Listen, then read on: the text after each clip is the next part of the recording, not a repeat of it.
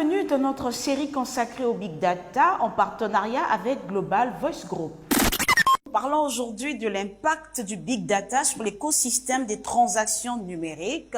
Et pour en parler, je suis avec deux invités, des experts en la matière, en l'occurrence Monsieur James Gabriel Claude, PDG de Global Voice Group, une entreprise internationale spécialisée dans les solutions et services TIC pour les gouvernements et les institutions. Vous êtes détenteur d'une maîtrise en gestion de la Boston University et diplômé en ingénierie télématique de la Pontificia Universidad Católica. Fort de 15 ans d'expérience en technologie de l'information, en 2005, vous avez assumé la gestion des centres d'opération de Global Voice. Vos compétences technologiques et administratives ont amené l'entreprise à vous nommer vice-président des technologies en 2012, poste que vous avez occupé avec brio jusqu'à votre nomination à titre de président directeur général de Global Voice Group en 2018. Bonjour Monsieur Claude et bienvenue. Bonjour Dominique, merci pour l'invitation. C'est un plaisir de vous avoir. Et notre deuxième invitée, c'est une dame. Honneur aux dames, Madame Ramatoulaye Diallo Chagaya. Vous êtes directrice de Orange Finance Mobile Sénégal. Fort de 20 ans d'expérience, vous avez travaillé pour le compte de Emerging Capital Partners Ediavor, South Africa et Etilasa, Nigeria. Vous êtes titulaire d'un MBA de la Harvard Business School, d'un BA en mathématiques et économie de Brainpower Collège et d'un diplôme en coaching de praticien et en développement du leadership. Bonjour et merci d'être avec nous. Bonjour Dominique, c'est un plaisir de te retrouver. Il est partagé.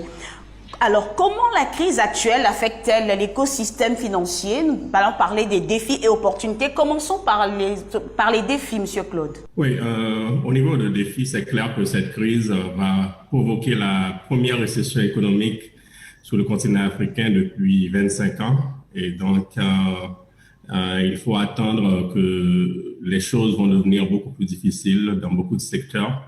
Mais aussi, cette crise nous a prouvé, a mis en évidence l'importance et la nécessité d'accélérer la transaction numérique. Quand on parle de distanciation sociale, quand on veut aller vers faire plus de transactions en ligne, donc c'est important d'avoir tout ce qui est d'avoir en place les infrastructures numériques qui le permettent. Je pense que l'Afrique a fait beaucoup d'efforts. Aujourd'hui, le taux de pénétration de l'Internet, ça avance à grands pas, mais je pense que cette crise aussi, c'est aussi une opportunité pour l'accélération de tout ça. Et là, je pense que c'est important de mentionner les acteurs qui doivent, je pense, travailler ensemble pour faciliter le processus. Je pense notamment au gouvernement, les régulateurs, je pense qu'ils ont un rôle clé à jouer pour faciliter, pour mettre en place l'environnement réglementaire qui facilite le développement du numérique. Le secteur privé, les opérateurs téléphoniques qui vraiment ont fait évoluer leur business model. On n'utilise plus le téléphone juste pour parler, mais pour faire beaucoup d'autres transactions. Je pense que ça, c'est hyper important. Et aussi, je pense, les entrepreneurs, les jeunes entrepreneurs, ils ont tous un rôle à jouer. Donc, ça demande vraiment une collaboration pour faire face aux défis. Les mois qui viennent, les années qui viennent ne vont pas être faciles, mais je pense aussi que ça présente des opportunités pour le développement et l'accélération des TICs en général sur le continent.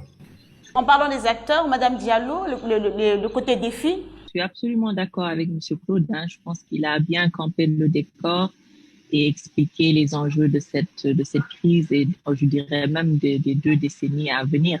Quand on regarde 2 décennies en arrière, c'était vraiment le début de ce qu'on appellerait la révolution numérique, donc le téléphone mobile, avec tout ce que ça a changé sur le continent africain, les opportunités, et les défis aussi, les challenges qui sont venus avec. Donc, je partage absolument son analyse qui dit, en effet, la Banque mondiale nous dit que, voilà, pour la première fois depuis je ne sais plus combien d'années, l'Afrique va se retrouver en moyenne avec 0 croissance. Donc, pour plusieurs pays, c'est un recul. Il y a vraiment de gros enjeux autour de la pauvreté, autour de l'inégalité aussi. Et quand on regarde un peu tout cela et qu'on regarde la croissance démographique de l'Afrique et la jeunesse de notre population, il y a raison en effet de s'inquiéter, de se dire mais voilà, quelles seront les issues. Mais je pense que l'opportunité qu'on a, c'est Monsieur Claude a utilisé un mot que je pense est incontournable et le sera de plus en plus, c'est la collaboration. Ça va être la collaboration intra-pays, mais aussi entre les pays, mais aussi entre les acteurs.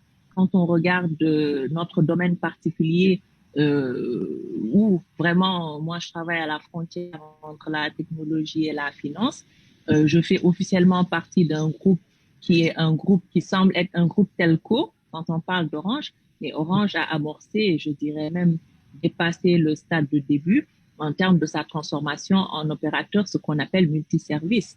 Les services financiers, ce n'est plus un side hustle, comme on dit pour Orange, c'est au cœur de sa stratégie. Et ce n'est pas juste pour Orange. Je pense que tous les grands acteurs de la télécommunication sont aujourd'hui des acteurs multiservices, qu'ils l'assument carrément ou pas. Et de manière générale, on voit que même dans les entreprises, c'est de la collaboration entre différentes activités. Et bien sûr, hors entreprise, M. Claude a parlé de tous les acteurs qui vont devoir travailler ensemble. Je pense qu'un autre mot qui va être très, très important pour trouver les solutions à venir, c'est l'innovation. Et il va falloir collaborer pour innover. L'innovation va devoir passer par une plus grande écoute de nos clients, qui sont peut-être même des partenaires, hein, au-delà du fait qu'ils sont consommateurs. On vit dans une société de plus en plus où on viendra à la data, parce que quand on parlera de la data, on verra que la différence entre consommateurs et producteurs, cette ligne, elle est plus très claire, hein. Mais bon, disons quand même collaborer avec nos clients, nos consommateurs, pour trouver les solutions. Il va falloir qu'on se challenge pour trouver des solutions innovatrices, parce que sinon, en effet, on aurait l'impression qu'on est en train de nous embarquer vers 20 années très difficiles et très noires du point de vue de la prédiction. Mais on ne peut accepter telle prédiction. Il va falloir qu'on se dépasse en termes d'innovation pour trouver des modèles financiers, des business models, et même les États vont devoir se réinventer. Donc, je m'arrête là pour le moment parce que je pense que c'est un sujet qui nous passionne tous et on peut en parler pendant des heures, mais je m'arrête et on pourra approfondir certains aspects. Vous parliez comme votre entreprise, maintenant vous êtes dans le multiservice. Et des fois, je pense que les défis, parce que j'ai l'opportunité de travailler avec beaucoup de régulateurs de télécom et des banques centrales, en fait, ils ont des cadres réglementaires qui nécessitent une évolution pour adapter, pour permettre cette évolution. Ouais. Donc, ça revient à ce que je disais au début, d'où le rôle des gouvernements à travers le régulateur. Et aussi, vous parlez d'innovation, donc c'est clair. Et je pense que c'est une innovation qui doit être liée par rapport aux défis et aux réalités africaines, parce que c'est pas la peine de voir que d'importer l'innovation. D'ailleurs, il faut prendre en compte c'est quoi nos réalités. Comme M-Pesa aujourd'hui, qui a été fondé ou créé au Kenya. En fait, ça a pris en compte la réalité africaine et c'est un succès en Afrique. Je pense que ce sont des exemples d'innovation dont on a besoin, surtout dans ces moments difficiles. Oui, sur le sujet de l'innovation, comme disait M. Claude, je veux en fait répéter ce qu'il a dit parce que c'est tellement important d'innover sur des choses qui nous intéressent, qui règlent nos problèmes ici, sur place, ou ouvrent de nouvelles opportunités aux populations, opportunités business, opportunités pour qu'ils puissent apprendre en ligne ou autrement, des choses qui leur facilitent la vie ou qui leur donnent l'opportunité de gagner leur vie mieux et de manière plus digne. C'est pas juste de l'innovation pour innover. Moi, j'appelle ça tech that cares. Voilà, une technologie qui, en fait, qui a de l'empathie et qui comprend le client, qui comprend nos populations. C'est pas juste pour faire de l'innovation, c'est pas juste pour faire des découvertes sexy ou des choses qui semblent, voilà, il y a un wow facteur, mais derrière, c'est primordial, hein, Monsieur Claude. Merci d'en avoir parlé et je voulais juste rebondir dessus pour dire que c'est primordial. C'est parfait. Donc, en parlant de défis et opportunités, vous avez évoqué deux thèmes, la collaboration et innovation, et que l'innovation doit tenir compte des réalités. Alors, quel rôle joue le Big Data dans ce contexte? D'abord, quand on parle de big data, ça peut être un sujet assez large. Et d'abord, quand on parle de data, les données, et de quelles données on parle, où sont ces données-là? Parce que, comme vous le savez bien, avec l'arrivée des GAFA, etc., vous voyez que les données, les opérateurs téléphoniques deviennent juste un tuyau qui permet l'acheminement de ces données-là dans les data centers qui se trouvent hors de territoire des gouvernements ou des pays africains. Je pense que c'est important de parler de parler de big data dans un contexte de souveraineté des données, parce que ça donne vraiment un avantage, c'est quelque chose de très stratégique. Juste pour vous donner un exemple, j'ai eu l'opportunité, ou l'entreprise dont je dirige, on a eu l'opportunité de travailler avec quelques gouvernements pour utiliser le big data pour essayer de voir un peu, de regarder l'impact du coronavirus dans beaucoup de pays. Donc, il y a deux points à signaler. Si on n'a pas d'abord des outils en place pour acquérir ces données-là, ça c'est un problème. Et deuxièmement, si on ne met pas en place un cadre réglementaire qui permette l'exploitation responsable de ces données-là, alors ça c'est impossible. Donc, il y a beaucoup de choses qui peuvent se faire, mais je pense que les acteurs que j'ai mentionnés au début doivent travailler ensemble et le rôle des gouvernements doit être déterminant pour s'assurer d'avoir les outils qu'il faut, les outils pour pouvoir collecter ces données, les analyser de façon responsable, je dis, parce qu'il faut aussi prendre en compte l'aspect de confidentialité des données personnelles. Et je pense que Big Data, bien sûr, c'est vraiment c'est hyper important dans cet enjeu-là. Et j'espère que de plus en plus, beaucoup de pays africains vont prendre des initiatives qui vont dans le sens d'utiliser les données pour pouvoir prendre des décisions et pour pouvoir monitorer l'effet, pour pouvoir monitorer l'efficacité de ces décisions-là ou des différentes politiques qui sont mises en place. Donc, je pense que c'est vraiment important. C'est extrêmement important. Madame Diallo, quel rôle joue le big data dans ce contexte? C'est vraiment l'un des grands défis, hein, c'est trouver où mettre le curseur sur ce sujet de la souveraineté. Parce que quand on parle de souveraineté de la donnée, jusqu'ici, on en parle au niveau national ou supranational. Donc, on parle toujours de données dans le territoire national ou de sortie de données du territoire national. Moi, je pense qu'il faut qu'on revienne déjà aux consommateurs. Donc, souveraineté de mes données à moi, bah, ça démarre avec moi en tant qu'individu. Donc ça, c'est un sujet déjà qui n'est pas forcément encore traité, mais qui va certainement devenir de plus en plus un sujet super important. Parce qu'au-delà, même avant d'arriver à la nation, ou que ce soit le peuple, en tant que pays, je veux dire que ce soit le Sénégal, ou la Côte d'Ivoire, ou l'Afrique du Sud, ben, il y a le fait, est-ce que moi, en tant que Ramatoulaye, je vous autorise à utiliser mes données? Et pour faire quoi? Et on viendra à un moment bientôt aussi même à la monétisation de la donnée. De ma donnée. Jusqu'ici, quand on regarde vraiment les modèles de Facebook, etc., leur modèle financier, de manière très basique, c'est la monétisation des données agrégées. La valeur vient du fait que, voilà, ils agrègent plein de données et puis ils revendent cela. En gros, pour résumer, c'est ce qu'ils font. Maintenant, avec le temps, cela va devenir, disons, de plus en plus sophistiqué, de plus en plus fin. Je pense que les consommateurs un peu partout dans le monde vont être de plus en plus conscients de la valeur de leurs données personnelles. Et donc, qui dit valeur dit monétisation ou en tout cas partage de valeur. Et c'est vraiment, je n'ai pas de réponse en termes de où ce curseur va être mis in fine, mais c'est sûr que la question de trouver ce bon milieu-là sera au centre de tous les débats. Bien sûr, il faudra un usage responsable, un usage éthique. Il y a tellement d'usages possibles qu'il va falloir faire des choix et des choix très difficiles. Donc c'est vraiment un sujet. On est qu'au début, vraiment tout à fait au début de ces pages de l'histoire de la donnée.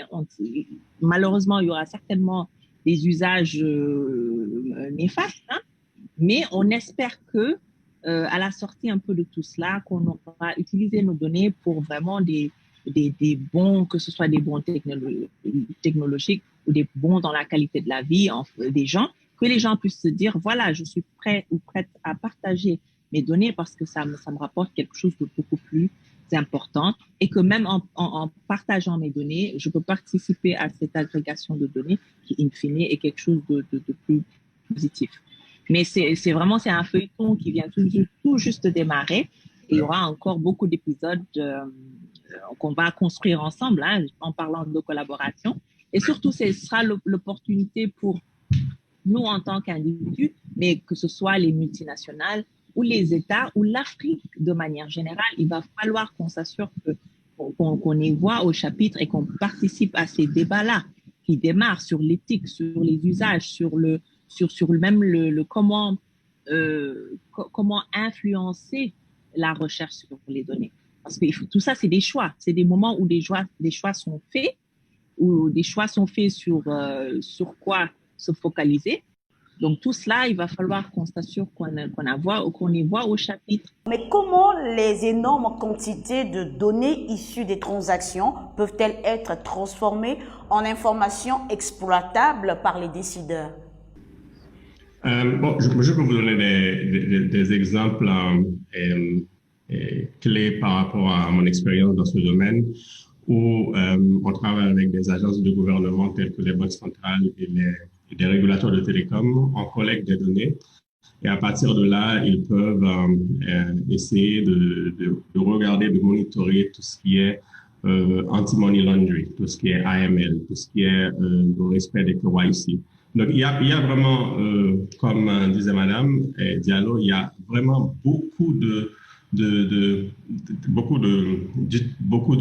l'utilisation, c'est vraiment énorme en termes de cas qu'on peut trouver pour les big données et on est qu'au début de ce feuilleton-là. Mais je pense que c'est aussi l'opportunité d'essayer de voir ce qui a été fait ailleurs et apprendre, même si on ne va pas répliquer exactement comme ça a été fait. Mais il y a des exemples, je trouve, comme en Estonie avec le projet X-Road, qui, en utilisant des technologies telles que Public Key Infrastructure, infrastructure à clé ouverte, qui permet l'accès aux données de façon sécurisée, de façon responsable. Je pense que c'est vraiment un ensemble de mesures qui doivent être prises et aussi une collaboration, ça revient à chaque fois, mais parce que ce sont des défis énormes quand il s'agit de comment faire face comment utiliser les données de façon responsable. C'est pas quelque chose qu'un gouvernement ou qu'une entreprise privée ou juste un État peut décider. Maintenant, quand on parle, par exemple, si on prend l'exemple de GDPR en Europe, mais ça a eu un succès parce que vous avez 28 pays en Europe qui se sont mis ensemble pour développer un cadre pour l'utilisation des données personnelles. Donc, je pense qu'en Afrique, c'est quelque chose qu'on peut vraiment essayer de s'inspirer. Par exemple, c'est pourquoi je salue des initiatives telles que Smart Africa, qui travaillent avec beaucoup de gouvernements et de régulateurs. Comment on peut travailler ensemble au niveau régional pour être en bloc et comme ça mettre en place et avoir une masse critique suffisante et en tant que marché, en tant que bloc, on peut se faire entendre et on peut avoir une position commune sur des sujets si importants, si sensibles et si stratégiques. Sur les cas d'usage, en effet, il y en a pas mal au sein des entreprises comme les nôtres ou peut-être même les petites entreprises. Moi, je pense que les données nous donnent une opportunité assez particulière de mieux connaître notre client. Donc, si on exploite vraiment les différents types de données qu'on a, on peut en fait brosser un portrait de notre client qui nous permettent d'avoir une connaissance beaucoup plus fine et donc de pouvoir offrir des services ou des solutions qui seraient un peu plus personnalisées. Je pense que c'est ça, en tout cas, vers quoi on devrait se diriger de plus en plus pour exploitation, c'est même pas le bon mot, mais cet usage pour que la donnée puisse passer de données à information utile pour qu'elle nous révèle quelque chose d'utile sur le client. Donc, je pense que ça, c'est un aspect qui nous permettrait d'avoir, comme je disais, du côté marketing produit, de meilleurs produits, des produits plus adaptés, peut-être même plus personnalisés, soit pour un client particulier ou un sous-groupe de clients. Donc, ça va nous permettre en fait d'avoir une approche de un peu moins de masse, même si on a des millions et des millions de clients, c'est de pouvoir trouver une certaine intimité avec un certain sous-groupe et mieux les servir en fait. Donc, je pense que c'est ça côté business qu'on peut encore plus encore exploiter encore un peu plus avec les données. Et puis aussi même sur les opérations et le back office, que ce soit bon si on prend les services financiers, je pense que les données peuvent nous aider énormément sur le sujet de l'identification par exemple, qui est un sujet clé dans les services financiers, autant pour les régulateurs, vraiment sur toute la ligne, autant en entrée en relation que la surveillance des opérations pour des sujets autour du money laundering, de la lutte contre le financement du terrorisme, toutes les choses que les banques centrales veulent bien sûr verrouiller et sur lesquelles ils veulent être intransigeants. Je pense que la technologie, la big data ou même l'intelligence artificielle nous permettrait de mieux surveiller ce type d'opération, d'avoir des outils beaucoup plus adaptés et beaucoup plus, disons, fins, qui nous permettraient de peut-être même réduire nos coûts sur ce genre d'opération. Parce que quand même, le coût de l'identification des clients en entrée en relation et les coûts qu'il faut pour continuer à avoir les bonnes identifications, les adresses, etc., c'est vraiment, ça fait beaucoup. Et que ces investissements sont faits individuellement par les institutions financières, que ce soit les banques, que ce soit nous. Et moi, je me dis, écoutez, si on trouvait le moyen de partager ce genre d'informations, ça réduirait les coûts de manière générale pour tout le monde individuellement, tout en augmentant le niveau de la qualité, en tout cas, de cette prestation. Donc, il y a des aspects business, comme je le disais, qui sont du côté du client, donc ce qu'on peut apporter au client final. Mais derrière aussi, dans les opérations, il y a beaucoup de choses sur lesquelles la big data pourra beaucoup nous aider, nous soutenir et in fine, aider les entreprises, mais aussi les régulateurs, parce qu'in fine, leur objectif, c'est une meilleure maîtrise des risques. C'est ça, en fait. Là, c'est la stabilité financière et économique de notre zone. Aider les régulateurs, aider les décideurs, la crise fait partie intégrante de notre quotidien aujourd'hui. Alors, dans quelle mesure la crise va-t-elle favoriser le recours à l'argent mobile au détriment des espèces? Monsieur Claude, vous évoquez tout à l'heure en début d'émission. Alors, je ne pense pas que la crise va favoriser, je pense que la crise a déjà favorisé parce que les données qu'on a et plus de 65% de l'économie du Kenya se transacte à travers mobile money. Et au Rwanda, il y a eu une croissance de plus de 45% de l'utilisation de mobile money. Au Congo-Brazzaville, on observe des chiffres pareils. Pour 2020, on estime qu'on va avoir près de 500 millions d'utilisateurs de mobile money en Afrique. Donc déjà, l'utilisation de mobile money, c'est quelque chose qui est monnaie courante dans nos différentes économies en Afrique. Mais moi, je voudrais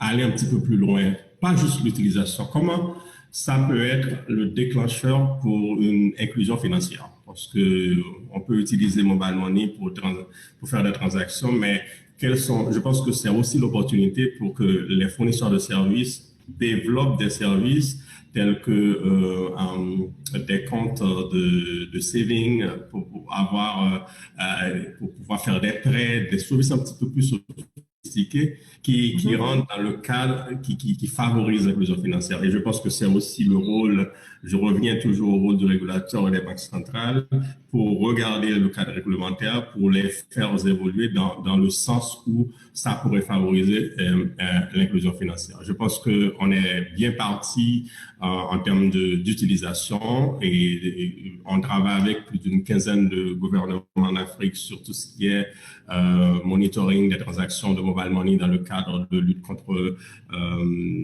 anti-blanchiment, etc. Et on voit ces chiffres-là, c'est vraiment, ça représente une opportunité pour ces fournisseurs de services. Et je pense que, comme j'ai dit, donc les régulateurs doivent travailler avec eux pour faciliter le développement de ce secteur et voir qu'est-ce qui peut être fait pour vraiment favoriser l'inclusion financière en ajoutant sur ce qui est basique déjà, juste envoyer de l'argent, d'autres types de services additionnels. Alors, Madame Diallo, La transformation annoncée, ben, elle a déjà eu lieu, hein. On est en plein dedans et en fait, ce que vous évoquez, c'est le passage des services de première génération vers les services de seconde génération. Bon, je m'explique. Quand on parle, en tout cas, nous, dans le business de services de première génération, c'est vraiment déplacer l'argent d'un point vers un point B. C'est le transfert, en fait. Que ce soit un transfert entre moi et une personne qui est dans la même ville ou dans une autre ville ou dans un autre pays, in fine, c'est du transfert. Donc, le transfert, c'est vraiment le socle des services financiers déjà de manière générale, hein, mais surtout, certainement, du mobile money. Et c'est ce qu'on fait depuis 12 ans. Bon, M-Pesa n'a que 12 ans. Comme je dis toujours, on est vraiment au balbutiement de ce secteur. Euh, quand la référence n'a que 12 ans, Orange Money n'a que 10 ans, 11 ans en Côte d'Ivoire, donc il est lancé en 2009. Donc ça veut dire qu'on est qu'au tout début et jusqu'ici, les services de première génération dominent. Mais on voit que cette transformation, elle avait déjà démarré avant Covid. Et ce que le Covid nous a apporté, en fait, en termes de transformation digitale, c'est une accélération. La McKinsey, il y a quelques semaines, qui a publié quelque chose qui disait qu'en fait, on a pris 10 ans de transformation digitale en 3 mois. Donc, ce qui est bien sûr quelque chose de très positif, mais c'est aussi, c'est quelque chose de très étourdissant.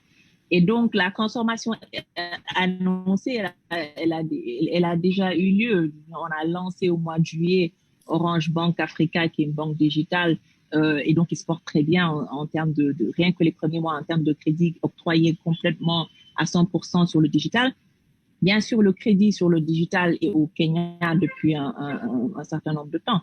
Donc, on est déjà sur cette pente, mais je suis d'accord que c'est quelque chose encore à développer pour pouvoir offrir plus de services autour donc de l'épargne et autour du crédit, du microcrédit et surtout du crédit utile. Donc, un crédit qui irait vers vraiment cette stimulation de l'économie, vers un usage bénéfique sur l'économie qui crée de l'emploi, en tout cas qui autonomise de plus en plus les populations. Donc, sur ça, en effet, les régulateurs, je pense, ont un travail à faire non seulement de rattrapage, mais aussi pour espérer peut-être pouvoir guider et s'assurer aussi qu'on ne tombe pas dans les travers du crédit où on se retrouve vraiment avec des schémas où le client est lésé ou maltraité pour non-paiement, etc., etc. Donc, il y a des choses à faire un peu autour de ce produit-là pour mieux le sécuriser au bénéfice du client. Mais c'est certain que ça, c'est le next step. Et puis, au-delà, je pense que quand on parle des services financiers, il y a le transfert, bien sûr, on gagne de l'argent, on en reçoit, etc. On l'épargne, on l'investit, mais la partie investissement, pour moi, c'est le next step aussi. Il est important qu'on ait des produits adaptés pour l'inclusion financière au-delà de l'inclusion dans les transactions pour que ce soit une vraie inclusion dans une économie un peu plus sophistiquée avec des produits un peu plus sophistiqués mais adaptés. Donc ça, c'est aussi un next step autour des produits d'investissement, bien sûr de l'assurance aussi. Donc, c'est un univers très riche qui est en train d'être développé pour le client, tout sur le mobile money. Hein. Mais je le disais, on est au tout début, il y a encore beaucoup de choses à faire, que ce soit pour nous, les acteurs qui sont déjà dans cette activité-là.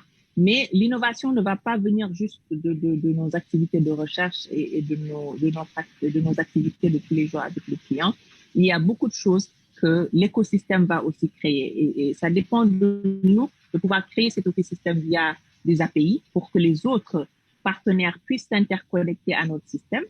Et ça c'est ça qui encourage aussi les startups autour de nous à mieux régler certains problèmes parce que en général, les startups, ils sont très, très bons sur un sujet en particulier. Ils peuvent vraiment aller au fond et créer une solution ou un service qui répond de manière très fine aux besoins d'une certaine population. Et donc, il va falloir qu'on trouve le bon moyen pour danser avec eux. Voilà, il y aura toujours les grosses multinationales, les gros telcos, les grosses banques.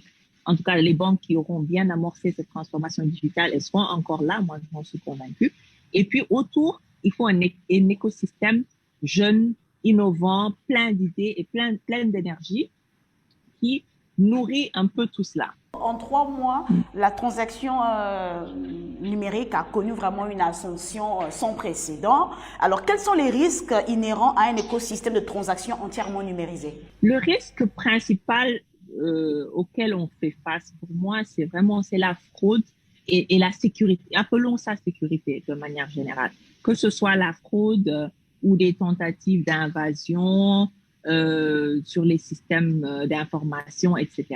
Un peu tout cet univers numérique, bien sûr, on le sait, hein, a un dark web, comme on dit. Il y a vraiment une toile noire où il se passe plein de choses illégales et des gens qui ont des capacités, hein, des hackers, mais qui décident de mettre ces capacités-là à des fins nuisibles, en tout cas aux clients. Et donc, c'est ça aussi, c'est un gros enjeu, mais c'est un enjeu auquel on peut aussi faire face avec la technologie. Ça, c'est l'enjeu de la sécurité des transactions. Bon, même dans la banque traditionnelle, l'enjeu de la sécurité a toujours été quelque chose de très, très important parce on sait que, en tout cas, dans les services financiers, le socle des services financiers, c'est la confiance. C'est aussi simple que cela. Une banque centrale n'existe que parce qu'il y a de la confiance. Et même la monnaie, je veux dire, 100 francs CFA, ça vaut 100 francs. C'est pas parce que ça vaut 100 francs, c'est parce que nous, 3 là, on est d'accord, enfin, on est 6 sur le pont, on est d'accord sur le fait que ça vaut 100 francs, c'est tout. Le jour où on n'est plus d'accord sur ce chiffre, l'économie s'effondre. Donc, c'est vraiment la confiance qui est le socle. Et pour nous, je pense, le gros défi, c'est vraiment de répliquer cette confiance et de l'améliorer parce qu'il y a encore des choses à faire comparé, disons, à la banque traditionnelle. Mais vraiment pouvoir sécuriser la data, sécuriser les transactions et s'assurer que pour un client quelconque, pouvoir avoir son argent dans un porte-monnaie électronique, pouvoir faire des transactions, pouvoir faire de l'épargne, du crédit, vraiment se sentir à l'aise dans ce monde digital-là, il faut qu'ils se sentent en sécurité. Et donc, je pense qu'il va falloir qu'on continue en fait à faire d'énormes investissements sur la sécurité de manière générale. Et dans ça, bien sûr, il y a la fraude aussi. Et qu'on continue surtout à innover parce s'il y a une chose que les fraudeurs et les hackers font régulièrement, c'est de l'innovation. Donc, il faut vraiment il faut toujours rester au devant de leurs innovations, disons, et pouvoir penser à des cas de fraude pour chaque produit, chaque chose qu'on met en ligne, chaque innovation qu'on met en ligne. Il faut penser à tous les aspects dans le cadre de ce que nous, on appelle le go-to-market, qui est tout un programme de sécurisation d'un produit ou d'un service avant de le mettre en ligne pour l'utilisation des clients. Il y a beaucoup de choses qu'on teste et cet aspect risque, sécurité est au centre de notre programme de go-to-market. Comme le disait Madame Diallo tantôt, la confiance est le socle, il faut innover. Vous partagez cet avis? Oui, tout à fait, tout à fait. Et je voudrais revenir sur l'aspect sécuritaire parce que oui, il y a vraiment, c'est un écosystème à protéger. C'est vraiment, et c'est très important pour les pays. Tous ceux qui participent de cet écosystème-là ont un intérêt à le protéger. Et je pense que chacun a un rôle à jouer. Et je pense que comme une société, un fournisseur de services, ils doivent mettre en place les mesures, les mécanismes pour s'assurer que les services qui sont fournis soient protéger les utilisateurs finaux. Le gouvernement aussi, ou à travers la Banque centrale, doit avoir une vue beaucoup plus globale pour essayer de prendre en place mettre en place des cadres réglementaires qui facilitent la protection des usagers au niveau national et aussi ça monte au niveau régional. 53% des participants à une enquête concernant cybersécurité en Afrique a révélé qu'ils ont été victimes juste en 2019 d'une fraude quelconque liée à la téléphonie ou au mobile money. Et je pense aussi que quand on parle d'innovation et que les fournisseurs de services, et comme Madame Diallo disait tout à l'heure, on passe à une autre phase maintenant du déploiement de mobile money. Il ne faudrait pas qu'on regarde seulement l'aspect business, il faut qu'on regarde aussi la technologie parce que il faut faire évoluer cette technologie-là. Il y a d'autres technologies qui ont été prouvées mais qui ne sont pas encore intégrées dans Mobile Money. Par exemple, on utilise toujours l'USSD assez basique, et tandis que le taux de pénétration de smartphones évolue. Donc, je pense qu'il y a moyen de rendre un peu plus sophistiqué et d'ajouter un peu plus de couches de sécurité par rapport à ces solutions-là. Donc, ça revient un peu au point initial où il y a une collaboration dans l'intérêt de l'usager final. Il y a une collaboration qui est nécessaire entre le régulateur qui travaille vraiment de très proche avec les fournisseurs de services afin que les intérêts de tous soient pris en compte. Merci beaucoup, Monsieur James Gabriel Claude, pour ces éléments de réponse. Je rappelle que vous êtes PDG de Global Voice Group. Merci également à Madame Ramatoulaye Diallo, qui est directrice d'Orange Finance Mobile Sénégal.